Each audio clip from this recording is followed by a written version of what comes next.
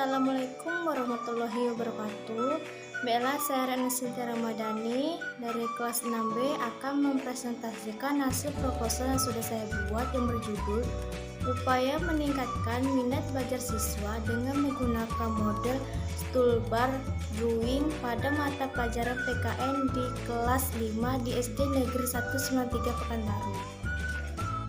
Yang selanjutnya yaitu pendahuluan. Pendahuluan terbagi menjadi 6. Yang pertama latar belakang, yang kedua identifikasi masalah, yang ketiga batasan masalah, yang keempat rumusan masalah, yang kelima tujuan penelitian, yang keenam manfaat penelitian. Yang pertama yaitu tentang latar belakang. Pendidikan sangatlah penting dalam kehidupan manusia, di mana manusia sejak lahir ke dunia pasti mempunyai adanya rasa ingin tahu. Adapun wujud dari keingintahuan ini adalah adanya akal. Dengan akal, manusia berpikir sehingga dia mendapatkan ilmu pengetahuan yang semakin lama akan terus berkembang. Untuk memanifestasikan kemampuan akal itu, maka diperlukan pendidikan. Pendidikan dalam bahasa Indonesia berasal dari kata didik yang berarti memelihara dan memberi latihan mengenai akhlak dan kecerdasan berpikir. Sedangkan pendidikan berarti proses mengubah sikap dan tingkah laku seseorang atau kelompok orang dalam usaha mendewasakan manusia melalui upaya pengajaran dan pelatihan proses perbuatan cara mendidik. Selama ini, pembelajaran PKN yang dilaksanakan sekolah pada umumnya cenderung masih mengikuti pembelajaran pada zaman dahulu yang monoton, dengan menggunakan buku-buku penunjang saja. Sudah menjadi tradisi dan menjadi kebiasaan. Pembelajaran hanya mengutamakan hasil dan hanya sedikit yang mengarah pada proses. Hal ini menyebabkan ilmu yang diperoleh oleh siswa hanya berupa konsep, teori, hukum yang dihafalkan atau diceritakan dan membaca saja, rasa kering dan tak bermakna. Hendaknya pembelajaran PKN dibuat agar bermakna, berorientasi pada proses dan meningkatkan kemampuan siswa dalam menguasai konsep, yaitu identifikasi masalah. Berdasarkan latar belakang masalah yang dijelaskan di atas, dapat diidentifikasi masalah-masalah dalam penelitian ini sebagai berikut. Yang pertama, kurangnya minat belajar siswa dalam pembelajaran PKN. Yang kedua, penyampaian materi yang kurang aktif. Yang ketiga, siswa kurang aktif dalam mengikuti pelajaran di kelas. Yang keempat, model pembelajaran yang digunakan guru kurang beragam dan bervariasi atau hanya menggunakan metode ceramah dan buku-buku penunjang saja. Yang ketiga yaitu batasan masalah. Agar peneliti ini lebih jelas dan terarah, peneliti memberikan batasan masalah antara lain. Yang pertama, meningkatkan hasil belajar siswa dan minat belajar siswa pada mata pelajaran PKN di kelas 5 di SD Negeri 193 Pekanbaru. Yang kedua, menerapkan model pembelajaran toolbar drawing pada mata pelajaran PKN di kelas 5 di SD Negeri 193 Pekanbaru. Yang keempat yaitu rumusan masalah. Berdasarkan latar belakang, identifikasi masalah, dan pembatasan masalah di atas dapat dirumuskan beberapa permasalahan, yaitu yang pertama, bagaimana hasil belajar dan minat belajar sebelum menggunakan model toolbar drawing pada mata pelajaran PKN di kelas 5 di SD Negeri 193 Pekanbaru. Yang kedua, bagaimana menerapkan model toolbar drawing pada mata pelajaran PKN di kelas 5 di SD Negeri 193 Pekanbaru. Tiga, bagaimana hasil belajar dan minat belajar setelah menggunakan model toolbar drawing pada mata pelajaran PKN di kelas 5 di SD Negeri 193 Pekanbaru. Yang kelima yaitu tujuan penelitian. Tujuan pada dasarnya adalah merupakan sasaran utama yang akan dicapai seseorang melalui kegiatan penelitian yang akan dilakukan, karena tanpa tujuan kegiatan yang akan dilaksanakan tidak akan mempunyai arah yang jelas. Adapun tujuan penelitian ini adalah yang pertama, Untuk mengetahui hasil belajar dan minat belajar sebelum menggunakan model Snowball Drawing pada mata pelajaran PKN di kelas 5 di SD Negeri 193 Pekanbaru. Yang kedua, untuk mengetahui penerapan model Snowball Drawing pada mata pelajaran PKN di kelas 5 di SD Negeri 193 Pekanbaru. Yang ketiga, untuk mengetahui hasil belajar dan minat belajar setelah menggunakan model Snowball Drawing pada mata pelajaran PKN di kelas 5 di SD Negeri 193 Pekanbaru. Keempat, yaitu manfaat penelitian. Adapun manfaat penelitian ini adalah sebagai berikut. Yang pertama, bagi siswa akan berguna untuk meningkatkan minat belajar PKN melalui model Snowball Drawing yang kurang akan minat belajar. Yang kedua, bagi guru. Bagi guru terbagi menjadi dua. Yang pertama, sebagai pedoman bagi guru dalam memilih strategi, metode, dan model pembelajaran yang tepat dalam mengajar. Yang kedua, guru akan lebih kreatif karena selalu dituntun untuk melakukan upaya-upaya inovasi sebagai implementasi dan adaptasi teori dalam teknik pembelajaran serta bahan ajar yang dipakainya. Yang ketiga, yaitu bagi sekolah sebagai bahan masukan dan sumbangan pemikiran dalam rangka perbaikan mengajar akan meningkatkan pembelajaran siswa dalam pembelajaran PKN. Yang keempat, bagi peneliti. Bagi peneliti terbagi menjadi dua. Yang A, dengan dilakukan PTK, maka sebagai peneliti sedikit demi sedikit mengetahui model dan strategi pembelajaran dan model pembelajaran yang sesuai dengan tujuan atau kompetensi dasar pembelajaran. Yang B, akan mengetahui penggambaran kemampuan dan kesulitan serta minat yang dialami oleh siswa yang akan diajar dengan menerapkan model pembelajaran Snowball Drawing. Yang selanjutnya itu landasan teoritis. Yang pertama, belajar. A. Pengertian belajar. Menurut teori kognitivisme, Jerome Bruner berpendapat bahwa kegiatan belajar akan berjalan lebih baik dan kreatif jika siswa dapat menemukan sendiri suatu aturan atau kesimpulan tertentu. Dalam hal ini, Bruner membedakan menjadi 3 tahap. Tahap ini terbagi. Yang pertama, tahap informasi, yaitu tahap awal untuk memperoleh pengetahuan atau pengalaman baru. Yang kedua, tahap transformasi, yaitu tahap memahami, mencerna, dan menganalisis pengetahuan baru serta ditransformasikan dalam bentuk baru yang mungkin bermanfaat untuk hal-hal yang lain. Dan yang ketiga, mengevaluasi, yaitu untuk mengetahui apa hasil transformasi dapat tahap kedua tadi benar atau tidak. Belajar sering diartikan sebagai suatu proses perubahan itu dapat berupa pengembangan pengetahuan, sikap, keterampilan, dan nantinya diharapkan siswa mampu memecahkan masalah-masalah atau tuntutan kehidupan. Karena itu, seseorang dapat dikatakan belajar bila dapat diasumsikan dalam diri orang tersebut terjadi suatu proses perubahan perilaku merupakan proses belajar.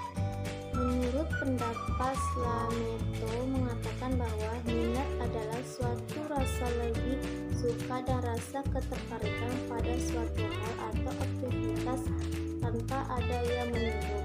Minat pada dasarnya adalah menerima akan suatu hubungan antara lain. C. Macam-macam minat. Menurut Dewa Ketuk Sukardi yang mengutip pendapat Clark Safran menurut buku The Jarah bahwa ada 3 cara yang dapat digunakan untuk menentukan minat, yaitu yang pertama, minat yang diekspresikan. Seseorang dapat mengungkapkan minat atau pilihannya dengan kata-kata tertentu. Misalnya, seseorang mungkin mengatakan bahwa dirinya tertarik dalam mengumpulkan mata uang logam, perangko, dan lain-lainnya. Yang B yaitu minat yang diwujudkan. Seseorang dapat mengungkapkan minat bukan melalui kata-kata melainkan dengan tingkah atau perbuatan, yaitu ikut serta dan berperan aktif dalam suatu kegiatan, misalnya kegiatan olahraga, pramuka, dan sebagainya yang menarik perhatian. Dan C yaitu minat yang diinventariskan. Seseorang menilai minatnya agar dapat diukur dengan menjawab terhadap sejumlah pertanyaan tertentu atau urutan pemilihannya untuk kelompok aktivitas tertentu. Faktor yang mempengaruhi minat ya, pada hakikatnya merupakan sebab akibat dari pengalaman. Minat berkembang sebagai hasil pada suatu kegiatan dan akan menjadi sebab akan dipakai lagi dalam kegiatan yang sama. Faktor-faktor tersebut adalah sebagai berikut, yaitu yang pertama, faktor dorongan dari diri sendiri, rangsangan yang datang dari lingkungan atau ruang lingkup yang sesuai dengan keinginan, ketertarikan atau kebutuhan seseorang akan mudah menimbulkan minat, misalnya kecenderungan terhadap belajar. Dalam hal ini seseorang mempunyai hasrat ingin tahu terhadap ilmu pengetahuan. Yang B, faktor perhatian adalah kegiatan yang dilakukan seseorang dalam hubungan dengan memilih rangsangan yang datang dari lingkungannya. Jika seseorang sedang berjalan di jalan besar, ia sadar akan adanya lalu lintas di sekelilingnya, akan kendaraan dan orang-orang yang lewat. Perhatian adalah pemusatan atau konsentrasi dari seluruh aktivitas individu yang ditunjukkan kepada suatu objek atau kepada sekumpulan objek, dan minat adalah suatu yang menunjukkan perhatian saling dukung. C. Faktor motivasi sosial. Minat seseorang terhadap objek atau suatu hal. Di samping ini juga dipengaruhi oleh faktor dari dalam diri manusia dan oleh motif sosial. Misalnya seseorang berminat pada prestasi tinggi agar dapat status yang tinggi pula. Yang D yaitu faktor emosional. Faktor perasaan dan emosional ini mempunyai pengaruh terhadap objek, misalnya perjalanan sukses yang dipakai individu dalam suatu kegiatan tertentu dapat pula membangkitkan perasaan senang dan dapat menambahkan semangat atau kuatnya minat dalam kegiatan tersebut.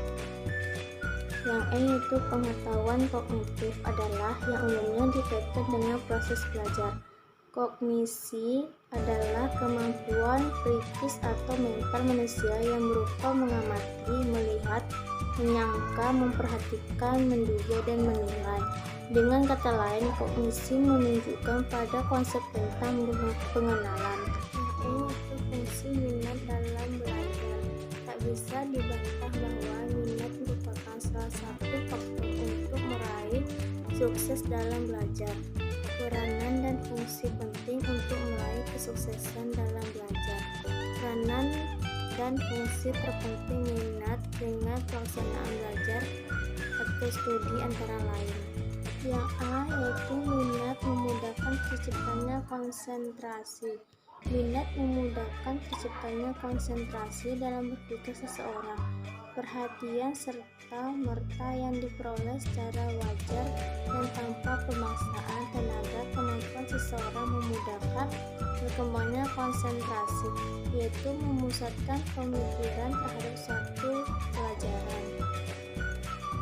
Yang B, minat mencegah gangguan. Perhatian di luar minat belajar mencegah terjadinya gangguan perhatian dari sumber luar, misalnya seorang berbicara. Seseorang mudah terganggu perhatiannya atau sering mengalami perhatian dari pelajaran kepada suatu hal yang lain. Itu disebabkan karena minat belajarnya kecil. Yang C itu minat memperkuat melekatnya bahan pelajaran dalam ingatan. Daya mengingat bahan pelajaran hanya mungkin dilaksanakan kalau seseorang berminat terhadap pelajarannya. Misalnya, jika kita membaca suatu bacaan dan didukung oleh minat yang kuat, maka kita pasti akan bisa mengingatnya dengan baik walaupun hanya dibaca atau disimak sekali. Yang D. Minat memperkecil kebosanan belajar dalam diri sendiri. Segala sesuatu yang membosankan, sepele, dan terus-menerus berlangsung secara otomatis tidak akan bisa memikat perhatian. Bahkan kebosanan melakukan suatu hal juga lebih banyak berasal dari dalam diri seseorang daripada bersumber pada hal-hal di luar dirinya. Oleh karena itu, penghapus kebosanan dalam belajar dari seseorang juga hanya bisa terlaksanakan dengan hanya menumbuhkan minat belajar dan kemampuan minat itu sebesar-besarnya. F. Meningkatkan minat siswa. Beberapa ahli pendidikan berpendapat bahwa cara yang paling efektif untuk membangkitkan minat pada suatu objek yang baru adalah dengan menggunakan minat-minat siswa yang telah ada. Mengembangkan minat terhadap suatu pada dasarnya adalah membantu siswa melihat bagaimana hubungan antara materi yang diharapkan untuk dipelajari dengan dirinya sendiri sebagai individu. Proses ini berarti menunjukkan pada siswa bagaimana pengetahuan atau kecakapan tertentu mempengaruhi dirinya melayani tujuan-tujuan dan memuaskan kebutuhan-kebutuhannya. G. Pembentukan minat belajar. Setiap jenis minat berpengaruh dan berfungsi dalam pemenuhan kebutuhan, sehingga makin kuat terhadap kebutuhan sesuatu, makin besar dan dalam minat tersebut kebutuhan tersebut. Adapun menurut Sukartini, perkembangan minat tergantung pada kesempatan belajar yang akan dimiliki oleh seseorang. Kedua, model pembelajaran Stolberg-Drawing. Pengertian model Stolberg-Drawing Undang-Undang Sistem Pendidikan Nasional Nomor 20 Tahun 2003 menyatakan bahwa pembelajaran adalah proses interaksi peserta didik dengan pendidik dan sumber belajar pada suatu lingkungan belajar.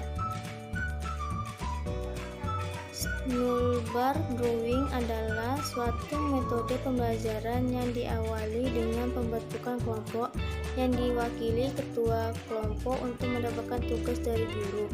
Kemudian masing-masing siswa membentuk pertanyaan yang dibentuk seperti bola kertas, lalu dilempar ke siswa lain yang masing-masing siswa menjawab pertanyaan dari bola yang diperoleh. Yang B. Langkah-langkah pelaksanaan Stolberg-Drawing. Yang pertama, guru menyampaikan materi yang akan disajikan dan KD yang ingin dicapai. Yang kedua, guru membentuk siswa berkelompok lalu memanggil masing-masing ketua kelompok untuk memberikan penjelasan tentang materi. Yang ketiga, masing-masing ketua kelompok kembali ke kelompoknya masing-masing kemudian menjelaskan materi yang disampaikan oleh guru kepada teman-temannya. Yang keempat, kemudian masing-masing siswa diberikan satu lembar kertas untuk menuliskan suatu pertanyaan apa saja yang menyangkut materi yang sudah dijelaskan oleh ketua kelompok. Yang kelima, kemudian kertas yang berisi pertanyaan tersebut dibuat seperti bola dan dilempar dari satu siswa ke siswa yang lain selama 5 menit.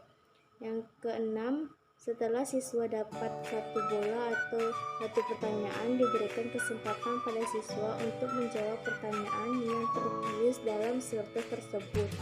Yang ketujuh, evaluasi. Yang ke-8, penutup.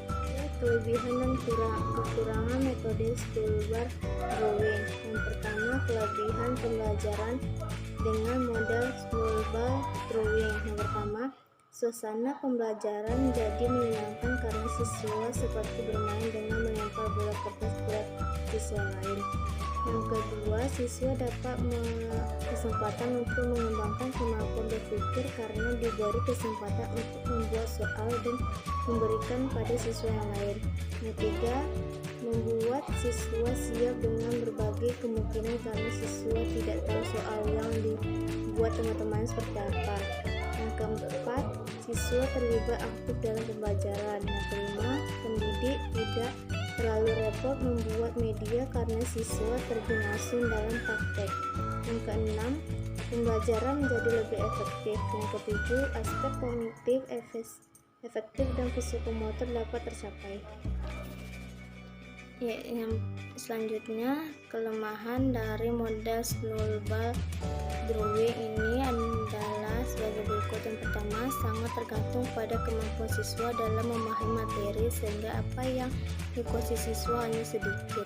Yang kedua, ketua kelas yang tidak mampu menjelaskan dengan baik tentu menjadi penghambat bagi anggota lain untuk memahami materi sehingga memerlukan waktu yang tidak sedikit untuk siswa mendiskusikan materi pembelajaran. Yang ketiga, tidak ada kuis individu maupun penghargaan kelompok sehingga siswa saat berkelompok kurang termotivasi untuk bekerja sama, tapi tidak menutup kemungkinan bagi guru untuk menambahkan pemberian kuis individu yang berharga kelompok. Yang keempat, memerlukan waktu yang panjang. Yang kelima, murid yang nakal cenderung untuk berbuat onar. Yang keenam, kelas seringkali gaduh karena kelompok dibuat oleh murid. Untuk pembelajaran PKN di SD, yang pertama, pengertian pendidikan kewarganegaraan, suatu mata pelajaran yang bertujuan untuk membantu manusia Indonesia seutuhnya yang berlandaskan pada Pancasila. Undang-undang dan norma-norma yang berlaku di masyarakat masih belum optimal disampaikan ke siswa. Yang B, tujuan pembelajaran pendidikan PKN. Tujuan pembelajaran PKN di sekolah dasar adalah untuk membentuk watak atau karakteristik warga negara yang baik. Uraian materi. Yang pertama, pengertian organisasi.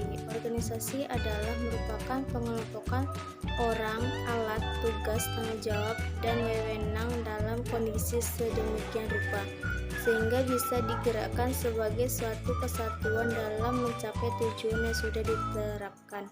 Organisasi adalah bentuk perkumpulan antara dua orang atau lebih yang bekerja sama untuk mencapai tujuan yang sama. Organisasi adalah sekumpulan orang dengan ikatan tertentu yang merupakan wadah untuk mencapai cita-cita mereka. Mula-mula mereka mengintegrasikan sumber-sumber materi maupun sikap para anggota yang dikenal sebagai manajemen atau akhirnya barulah mereka melaksanakan kegiatan-kegiatan untuk mencapai cita-cita tersebut. Yang B, unsur-unsur organisasi. Yang pertama, tujuan suatu organisasi adalah untuk menghasilkan barang dan pelayanan organisasi non-profil. Sebagai contoh, misalnya menghasilkan pelayanan dengan keuntungan masyarakat seperti memelihara kesehatan, pendidikan, proses keahlian, dan pemeliharaan jalan. Yang kedua, pembagian kerja. Pengertian suatu organisasi adalah usaha, inisiatif, proses pelaksanaan pekerjaan di dalam suatu komponen kecil yang melayani tujuan organisasi dan untuk melakukan oleh individu atau kelompok disebut pembagian kerja. Yang ketiga, hierarki kewenangan. Kewenangan adalah hak untuk bertindak dan memerintah pribadi orang lain. Macam-macam bentuk organisasi. Macam-macam bentuk organisasi terbagi menjadi 6 macam. Yang pertama, organisasi formal. Organisasi formal adalah organisasi yang kegiatannya diatur dari sekelompok yang bekerja sama dalam mencapai tujuan bersama di bawah kepemimpinan. Yang kedua, organisasi informal adalah organisasi yang jumlah orang berkumpul dan dalam perkumpulan itu tidak jelas tujuannya. Yang ketiga, organisasi sosial. Organisasi sosial adalah organisasi yang mempunyai tujuan sosial. Yang keempat, organisasi bisnis. Organisasi bisnis adalah organisasi yang bertujuan untuk mendapatkan keuntungan dari hasil organisasi yang dibangun. Yang kelima, organisasi resmi. Organisasi resmi adalah organisasi yang berdaftar di lembaga pemerintah. Yang keenam, organisasi tidak resmi. Organisasi tidak resmi adalah organisasi yang tidak ada hubungannya dengan pemerintah dan tidak terdaftar di pemerintahan. Yang ini itu pengurus organisasi. Yang pertama, ketua. Yang kedua, wakil ketua. Yang ketiga, sekretaris. Yang keempat, bendahara. Yang kelima, seksi atau anggota. Yang E, manfaat organisasi. Yang pertama, menambahkan wawasan dan pengalaman. Yang kedua, mengetahui dan mengembangkan bakat. Yang ketiga, menambah teman. Yang keempat, belajar mengemukakan pendapat. Yang kelima, belajar menghormati orang lain. Yang keenam, belajar menghormati orang lain. Yang ketujuh, mudah bergaul. Yang kedelapan, melatih diri, kemandirian. Yang kesembilan, membagi dan mengisi waktu dengan kegiatan bermanfaat. Yang kesepuluh, menimbulkan kepercayaan diri dan tidak mudah mengeluh. Itu metode penelitian. Yang A, pendekatan dan jenis penelitian. Yang A, pengertian tindakan kelas. Adapun penelitian tindakan kelas menurut Suharsini 2002 menjelaskan PTK melalui gabungan definisi dari 3 kata, yaitu penelitian tindakan kelas.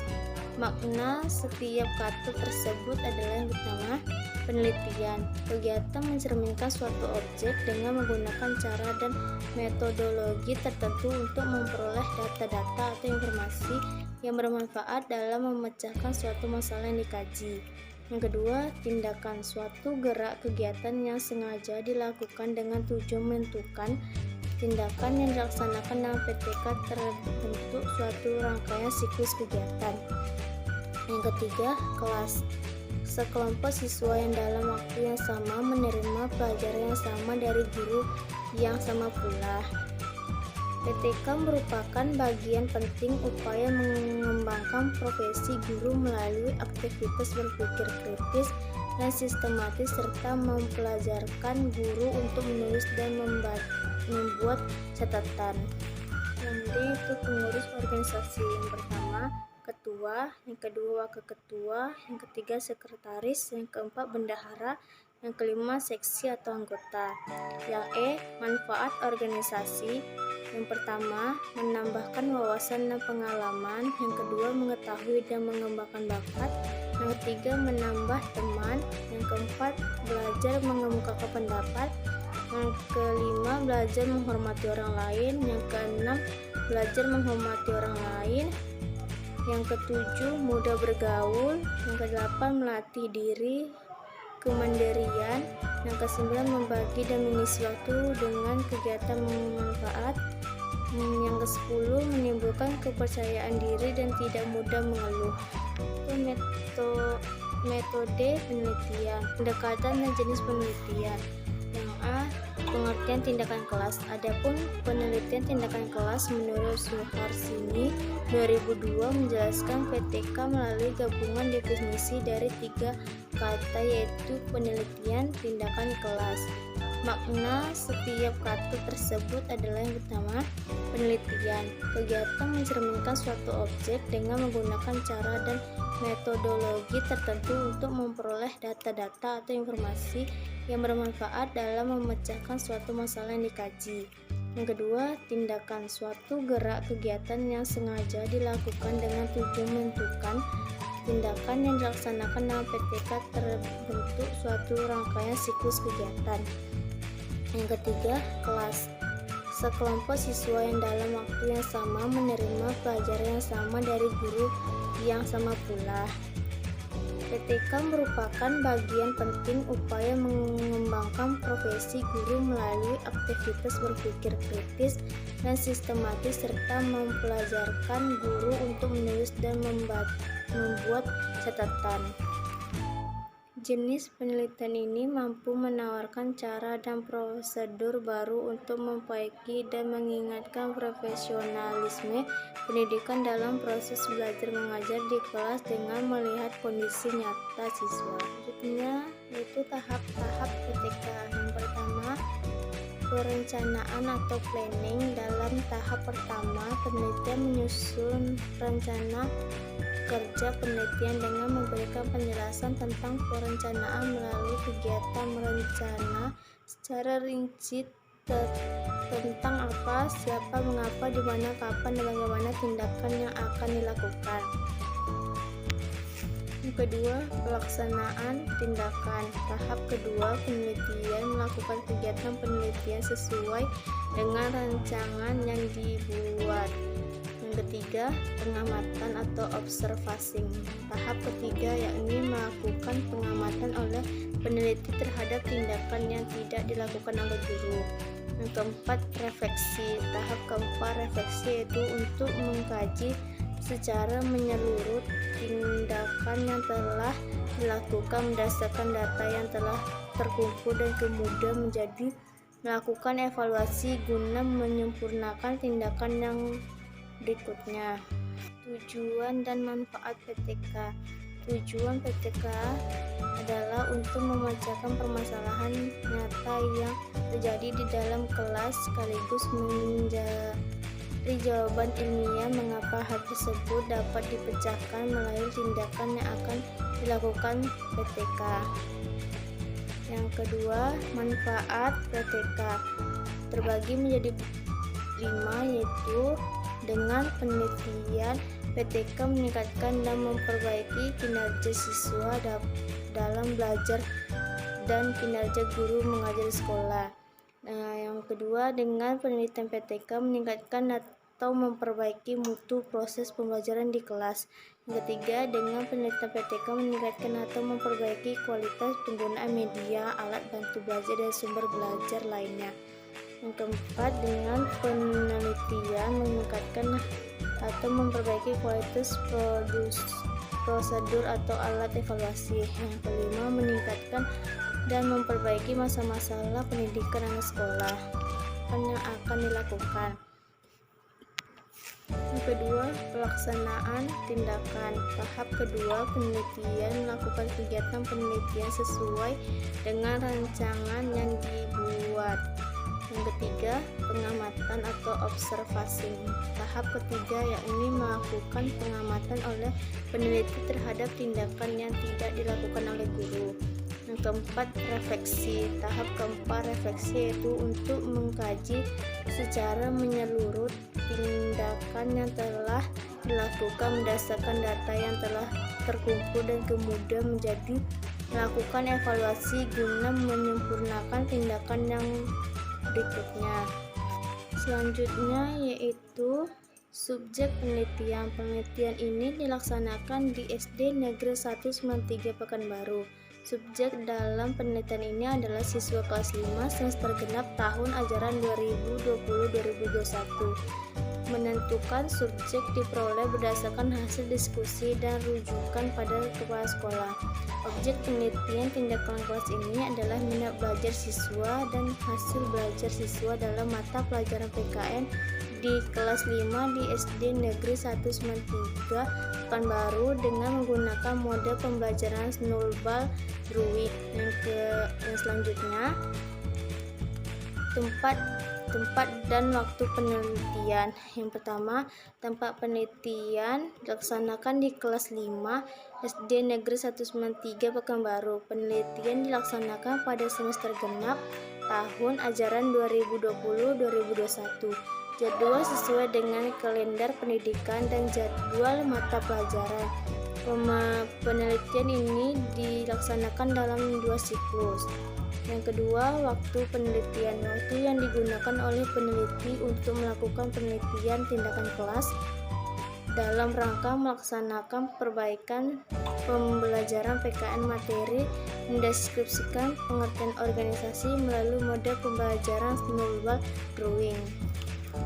Selanjutnya, prosedur penelitian. Prosedur penelitian merupakan langkah-langkah yang dilaksanakan dalam penelitian tindakannya. Dilakukan melalui proses pengkaji ulang. Sebelum melakukan penelitian tersebut, observasi awal atau orientasi untuk mengetahui gambaran pelaksanaan pembelajaran di dalam kelas. Prosedur PTK melalui penerapan mode pembelajaran Snowball Drawing untuk meningkatkan minat belajar siswa pada mata pelajaran PKN di kelas 5 di SD Negeri 193 Pekanbaru adalah yang pertama siklus 1. Yang A, permasalahan. Yang B, perencanaan 1. Yang C, pelaksanaan 1. Yang D, observasi 1. Yang F, refleksi. Yang kedua, siklus 2. Yang A, permasalahan. Yang B, pelaksanaan 2. Yang C, pelaksanaan 2. Yang D, observasi 2. Yang E, refleksi 2. Teknik pengumpulan data. Instrumen ini digunakan dalam penelitian ini menggunakan pilihan ganda. Untuk memperoleh data dan informasi dalam penelitian ini, maka teknik pengumpulan data dapat dalam penelitian ini menggunakan yang pertama, tes. Sebagian instrumen sangat baik digunakan dalam penelitian tindakan kelas. Hal ini disebabkan dalam PTK pada umumnya salah satu yang diukur adalah minat belajar dan hasil belajar siswa. Yang kedua, angket, yaitu mengajukan beberapa pertanyaan terhadap responden untuk memperoleh data tentang minat belajar siswa. Adapun angket dalam penelitian ini berjumlah 10 atau sampai 6 indikator dalam kelas. Yang ketiga, observasi dilakukan untuk melihat sejauh mana minat belajar siswa untuk memperubah selama berlangsung proses belajar mengajar yang diterapkan model pembelajaran snowball drawing yang telah diinginkan. Yang keempat, dokumentasi, berasal dari kata dokumen yang artinya barang-barang tertulis. Itu F, analisis data. Yang A, analisis data ini dilakukan untuk mengetahui berhasil tidaknya tindakan yang dilakukan dalam penelitian ini. Yang B, menghitung hasil belajar persero seseorang dapat dikatakan tuntas belajar jika telah mencapai skor 75% atau nilai 75. Baiklah, sekian penjelasan proposal dari saya. Apabila ada kekurangan atau khilafan, saya mohon maaf. Assalamualaikum warahmatullahi wabarakatuh.